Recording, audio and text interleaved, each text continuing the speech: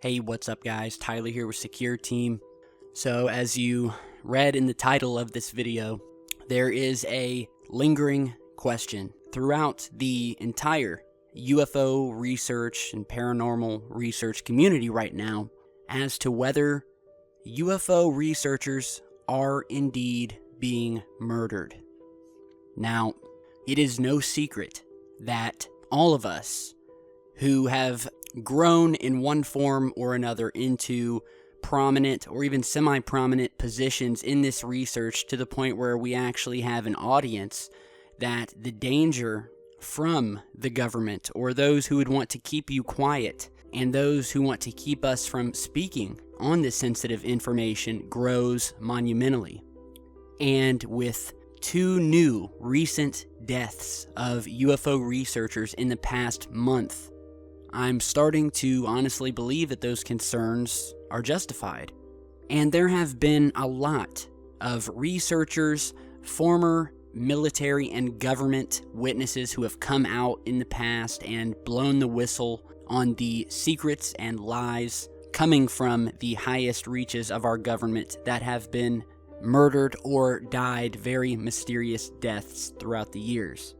Some of those like the late astronomer Dr. M.K. Jessup, who was the first individual to reveal the details of the famous Philadelphia experiment, who died in 1959 of a mysterious so-called suicide.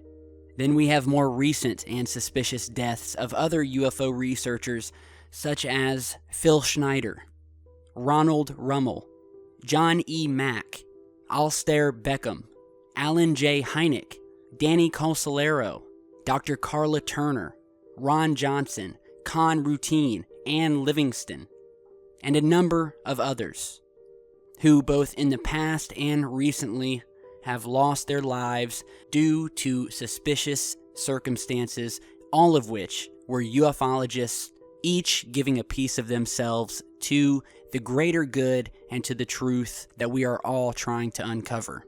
Now we have two more deaths to report, unfortunately, and sadly, starting with the death of a fellow UFO researcher by the name of Gaurav Tiwari, who is a native of India and who was found dead under apparently mysterious circumstances.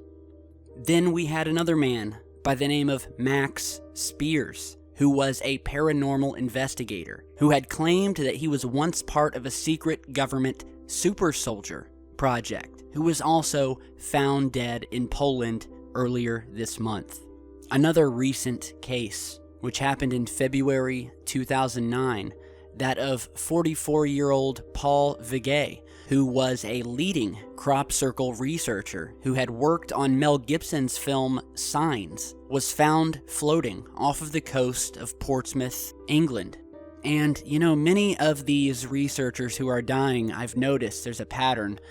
There is always a mystery surrounding their deaths, and 9 times out of 10, they are suicides.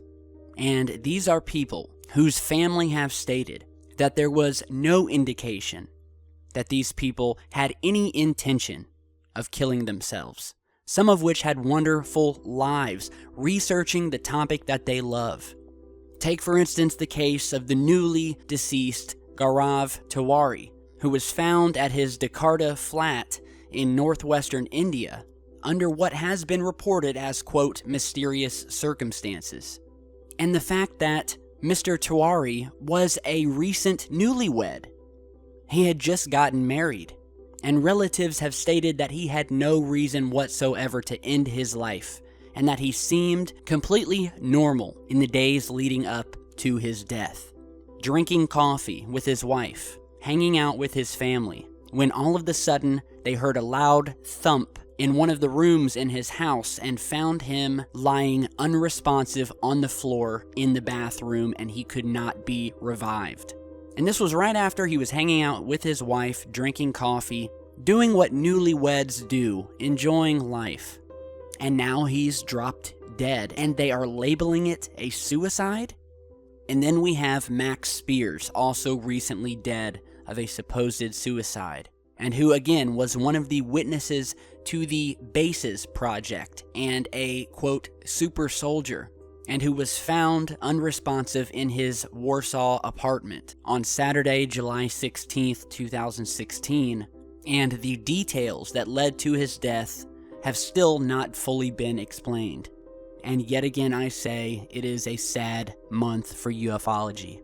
This danger, as I've spoken on in the past, is very real. You know, I've gotten threats via email, I've gotten phone calls, and I've had a lot of strange things happen that have concerned me. Disconcerted is the word I would use, and obviously there are plenty of people who like to troll on the internet and will say the most hateful and egregious things you can think of.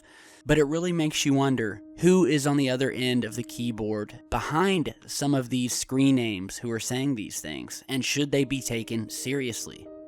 Phil Schneider, who I've talked about, it's been a while, but I've spoken about him, one of the most mysterious murders of a man who literally blew the lid off of the government's cover-up of underground bases that are used to house aliens.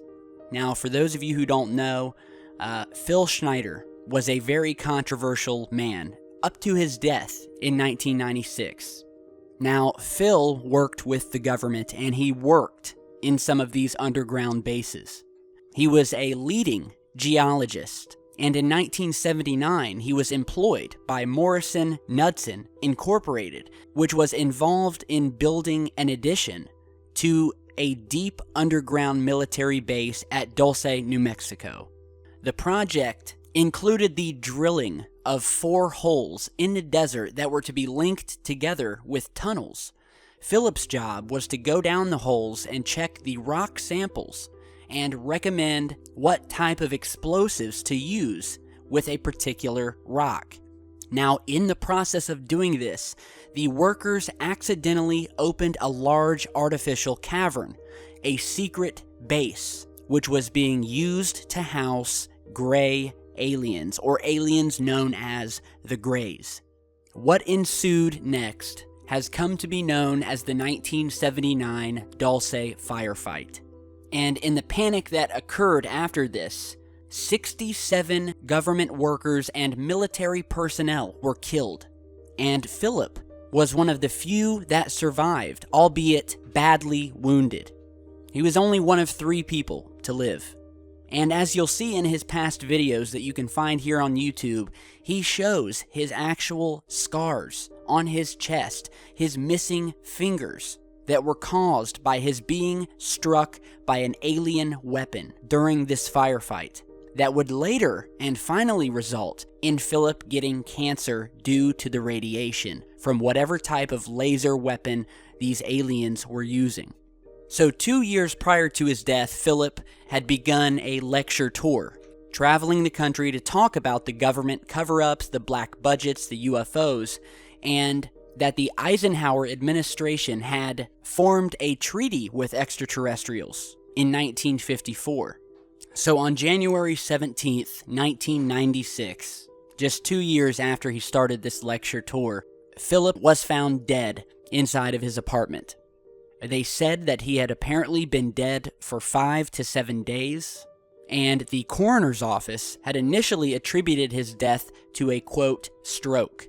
However, in the following days, some very disturbing details came out, and they realized that he had not died of a stroke, but that he in fact had been murdered when they found one of his catheter tubes wrapped tightly around his neck. Later on, the coroner attempted to come out and say that this was a suicide. However, if you knew Phil and you knew that he was missing virtually all of his fingers on one of his hands, you would realize that there is no way that Phil could have tied this rubber hose in a knot around his neck the way it was and with the force that was used to strangle him. Now, I urge all of you to research Phil Schneider. It's a very interesting case, but again, these cases are real. People have been murdered. They're being covered up to look like suicides.